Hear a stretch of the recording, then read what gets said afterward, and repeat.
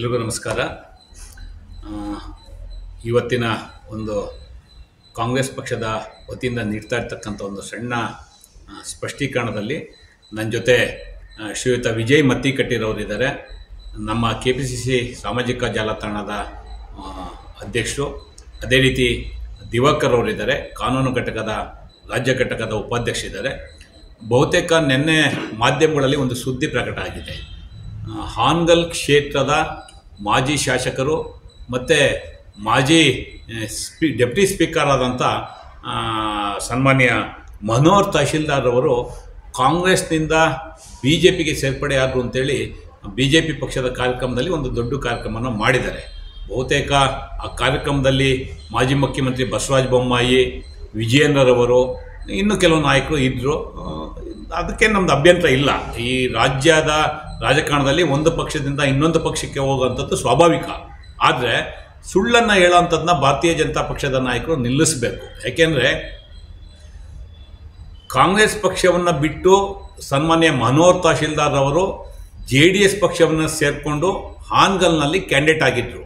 ಅವರಿದ್ದಂಥದ್ದು JDS ಪಕ್ಷದಲ್ಲಿ. ಇವತ್ತು JDS ಪಕ್ಷದಿಂದ ಅವರು BJPಗೆ ಹೋಗಿದ್ದಾರೆ. ಅವರು ಸ್ವತಂತ್ರರಿದ್ದಾರೆ, ಹೋಗೋದಕ್ಕೆ ನಮ್ಮದೇನು ತಕರಾರಿಲ್ಲ. ಆದರೆ JDSನ ಮುಗಿಸೋದಕ್ಕೆ ವ್ಯವಸ್ಥಿತವಾಗಿ ಸಂಚು ಮಾಡ್ತಾ ಇರ್ತಕ್ಕಂಥ ಭಾರತೀಯ ಜನತಾ ಪಕ್ಷದ ನಾಯಕರು ಇವತ್ತು ಅನೇಕ ಕಡೆ JDS ಕಾರ್ಯಕರ್ತರಿಗೆ ವ್ಯವಸ್ಥಿತವಾಗಿ KC ಶಾಲನ್ನು ಹಾಕಿಸ್ಬಿಟ್ಟು ಅವ್ರ ಪಕ್ಷಕ್ಕೆ ಸೇರ್ಪಡೆ ಮಾಡುವಂಥ ಕಾರ್ಯಕ್ರಮವನ್ನು ಒಳಗಡೆ ಮಾಡ್ತಾ ಇದ್ದಾರೆ. ಅದರ ಮುಂದುವರೆದ ಭಾಗವಾಗಿ ಇವತ್ತು ಅವರು ಮನೋಹರ್ ತಹಶೀಲ್ದಾರ್ ಅವರನ್ನು ಪಾರ್ಟಿಗೆ ಸೇರಿಸ್ಕೊಂಡಿದ್ದಾರೆ.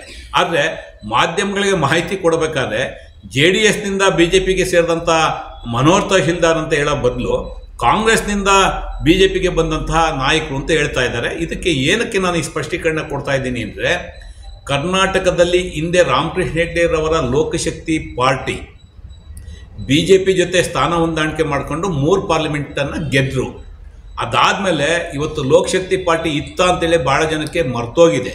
ಅಂತಹ ಪರಿಸ್ಥಿತಿ ಕರ್ನಾಟಕದಲ್ಲಿ ಯಾಕೆ ನಿರ್ಮಾಣ ಆಯಿತು ಅಂತೇಳಿ ಭಾರತೀಯ ಜನತಾ ಪಕ್ಷದ ನಾಯಕರಿಗೆ ಮತ್ತು ಪ್ರಬುದ್ಧ ಚಿಂತಕರಿಗೆ ಗೊತ್ತಿದೆ. ಇವತ್ತು JDSಗೂ ಸಹ ಅದೇ ಪರಿಸ್ಥಿತಿ ಮುಂದಿನ ದಿನಗಳಲ್ಲಿ ಖಂಡಿತ ಬರುತ್ತೆ. JDSನ ಈ ರಾಜ್ಯದಲ್ಲಿ ತೆಗೆದುಹಾಕುವಂಥದ್ದು ಅಥವಾ ಮುಗಿಸುವಂಥ ವ್ಯವಸ್ಥಿತ ಪ್ರಯತ್ನವನ್ನು ಭಾರತೀಯ ಜನತಾ ಪಕ್ಷದ ನಾಯಕರು ಮಾಡ್ತಾ ಇದ್ದಾರೆ. ಅದೇ ಕಾರಣಕ್ಕೆ ಇವತ್ತು JDS ಪಕ್ಷದ ಒಬ್ಬ ಮಾಜಿ ಶಾಸಕರನ್ನ ಅವ್ರ ಪಾರ್ಟಿಗೆ ಸೇರಿಸ್ಕೊಂಡಿದ್ದಾರೆ. ಸೇರಿಸ್ಕೊಳ್ಳಿ. ಆದರೆ ಪ್ರಚಾರ ಕೊಡಬೇಕಾದ್ರೆ, ಮಾಹಿತಿ ಕೊಡಬೇಕಾದ್ರೆ ಕಾಂಗ್ರೆಸ್ನಿಂದ ಬಂದಿದ್ದು ಅಂತ ಸುಳ್ಳೇಳ ಪ್ರಯತ್ನವನ್ನು ಮಾಡಿದ್ದಾರೆ. ಇವತ್ತು ಬಹುತೇಕ ರಾಜ್ಯದ ಎಲ್ಲ ಭಾಗಗಳಲ್ಲಿ ಭಾರತೀಯ ಜನತಾ ಪಕ್ಷದ ಅನೇಕ ನಾಯಕರು ಕಾಂಗ್ರೆಸ್ ಪಕ್ಷಕ್ಕೆ ಬರ್ತಾ ಇದ್ದಾರೆ.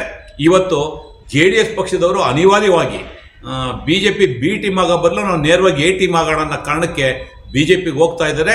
ಅದರ ಭಾಗವಾಗಿ ಮನೋಹರ್ ತಹಶೀಲ್ದಾರ್ ಅವರು ಆ ಪಾರ್ಟಿಗೆ ಸೇರ್ಪಡೆ ಆಗಿದೆ. ನಾನು ಭಾರತೀಯ ಜನತಾ ಪಕ್ಷದ ನಾಯಕರಿಗೆ ಒಂದು ವಿನಂತಿಯನ್ನು ಮಾಡ್ತೀನಿ. ದಯಮಾಡಿ ಈ ಥರದ ಅಪಪ್ರಚಾರ ಮಾಡೋ ಬದಲು ನೀವು JDS ನಾಯಕರಿಗೆ ಕನ್ವಿನ್ಸ್ ಮಾಡಿ ಆ ಪಾರ್ಟಿನ ನಿಮ್ಮ ಜೊತೆಲಿ ಮರ್ಜ್ ಮಾಡ್ಕೊಂಬಿಡಿ ಅಂತೇಳಿ ಅವರಿಗೆ ಕಾಂಗ್ರೆಸ್ ಪಕ್ಷದ ಪರವಾಗಿ ಸಲಹೆ ಮಾಡಿಕೊಡೋದಕ್ಕೆ ಇಷ್ಟಪಡ್ತೇನೆ. ಈ ಥರದ ಅಪಪ್ರಚಾರ ಮಾಡೋದನ್ನು ನಿಲ್ಲಿಸಿ ನಿಮ್ಮ ಶಕ್ತಿ ಏನಿದೆ ಅಂತೇಳಿ ಈಗಾಗಲೇ ಜನ ಉತ್ತರ ಕೊಟ್ಟಿದ್ದಾರೆ. ಶಿಕ್ಷಕರ ಕ್ಷೇತ್ರದ ಉಪಚುನಾವಣೆಯಲ್ಲಿ, ರಾಜ್ಯಸಭಾ ಚುನಾವಣೆಯಲ್ಲಿ ಕರ್ನಾಟಕ ರಾಜ್ಯದ ಪ್ರಬುದ್ಧ ಮತದಾರರು ಉತ್ತರವನ್ನು ಕೊಟ್ಟಿದ್ದಾರೆ. ಇದೇ ಉತ್ತರ ಬರುವಂಥ ಲೋಕಸಭಾ ಚುನಾವಣೆಯಲ್ಲಿ ನಿಮಗೆ ಕೊಡ್ತಾರೆ. ಈ ಥರದ ಅಪಪ್ರಚಾರಗಳನ್ನ ಮಾಡೋವಂಥದ್ದನ್ನ ದಯಮಾಡಿ ನಿಲ್ಲಿಸಿ. ಯಾವುದೇ ರಾಜಕೀಯ ಪಕ್ಷಕ್ಕೆ ಶೋಭೆ ತರೋಂಥ ವಿಚಾರ ಅಲ್ಲ ಅನ್ನೋ ಮಾತನ್ನು ಹೇಳ್ತಾ, ಕಾಂಗ್ರೆಸ್ ಪಕ್ಷದಿಂದ ಯಾವ ನಾಯಕರು ನಿಮ್ಮ ಪಕ್ಷಕ್ಕೆ ಬರೋದಿಲ್ಲ ಅನ್ನೋ ಮಾತನ್ನು ಮತ್ತೊಮ್ಮೆ ಬಹಳ ಸ್ಪಷ್ಟವಾಗಿ ತಮಗೆ ಹೇಳೋದಕ್ಕೆ ಇಷ್ಟಪಡ್ತಾರೆ. और नए न्यूज़ों के लिए देखते रहिए अपना चैनल TV22 न्यूज़। लाइक करें, शेयर करें, सब्सक्राइब करें और बेल आइकन बटन दबाना ना भूलें।